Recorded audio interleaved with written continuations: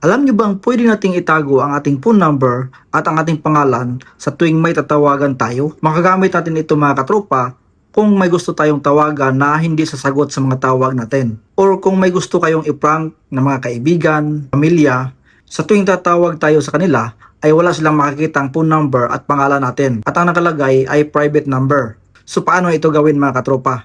Unang-una mga katropa ay punta lang kayo sa dial ng inyong mga cellphone.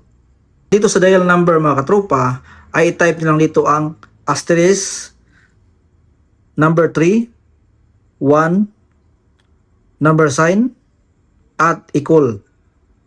So example mga katropa, itong SIM1 nakalagay dito sa baba mga katropa, hide outgoing caller ID, service was enabled. So kapag ganito na mga katropa, sa tuwing tatawag tayo ay hindi na makikita ang ating phone number at ang ating pangalan. Para lang ito kung may gusto tayong tawagan na hindi sumasagot sa mga tawag natin.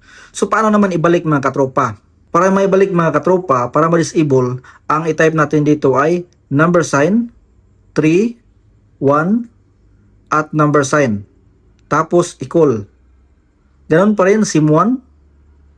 At ang nakalagay dito mga katropa, service has been disabled. So makikita na nila ang ating number at ang ating pangalan sa tuwing tatawag tayo kasi naka-disable na itong caller ID. Click itong OK. Bumalik na sa dati ang inyong mga dial.